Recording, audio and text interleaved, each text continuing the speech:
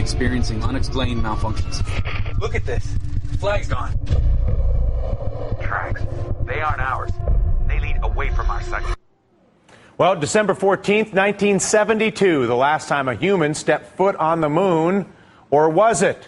The government would have us believe that Apollo 17 was the last manned mission to the moon, but as we all know, the government doesn't always give us the whole truth. If you take NASA at its word, Apollo 18 was cut for budget reasons, but not according to a new film entitled Apollo 18, which claims the mission did happen and with rather disastrous consequences. For more on these claims, we bring in famed nuclear physicist and UFO researcher Stanton Friedman. Dr. Friedman, what is the... Mr. Friedman, sorry. What is the logic behind the Apollo 18 film? Well, the idea is that it is conceivable that secret missions were planned by NASA and carried out and turned up with some extraordinary evidence of strange things going on the moon. The moon's supposed to have no life, no activity, just what we do up there. And there's always been a question. The 18 and 19 were built and paid for. The crews were selected. And the excuse was, well, it would cost too much money. But the money had been spent. So there's always been this puzzle. What really did happen? And some people can't believe governments can keep secrets. I worked under security for 14 years for little companies like GE, GM, Westinghouse, Aerojet General, Those are good small businesses there. Yeah. And I've been to 20 archives. I wrote classified reports. So I have some feeling for how security works. And I've been chasing down the UFO scene since 1958. And one of the things I've found is that it's easy to prove that various government agencies have lied, to put it frankly and bluntly. And the press has not done its job in digging out those lies. And so... Go ahead. Now, I'm just going to say that I am pursuing the truth. And I brought along, just to give you an example, it took me 5 years to get this CIA UFO document, which is very exciting. You can read 8 meaningless words. Now, that's not the only one like this, but, I mean, it illustrates the problem. And so... go ahead. No, just that many people think if you have a clearance, you have access to everything. The other thing you need is a need to know. And there are millions of classified documents out there that you can't gain access to. Yeah. Some people don't want to believe that. It's democracy. We have to know everything. That's not the way the system works. And at this point in 2011, I believe everybody knows we've got a bought government one way or the other. I guess... Yes. From Europe, we're all, even those in the deepest of denial, as they watch what's bearing out in front of our country in the terms of its extraction and all the rest of it, gets it, I think, or is getting it, or is learning about it.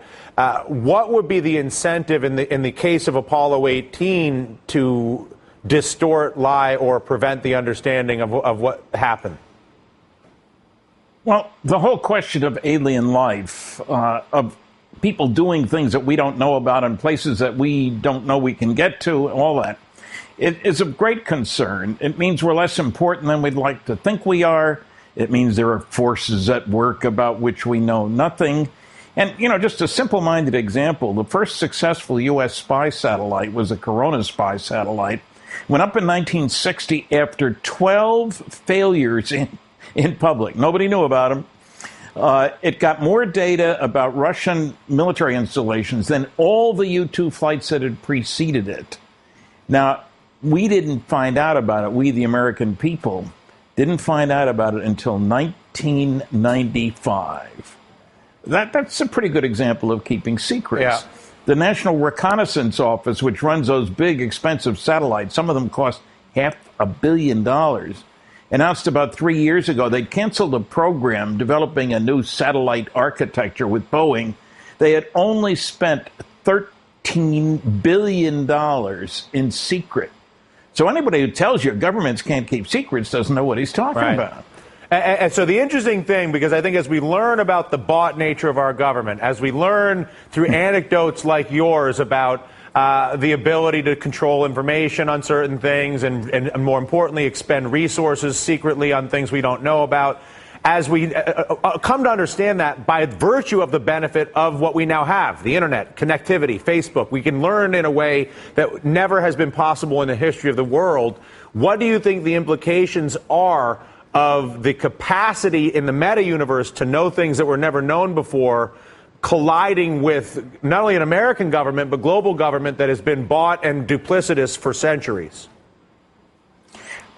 There are really serious implications. It's like the question, what difference does it make if flying saucers are real? Who cares? So what?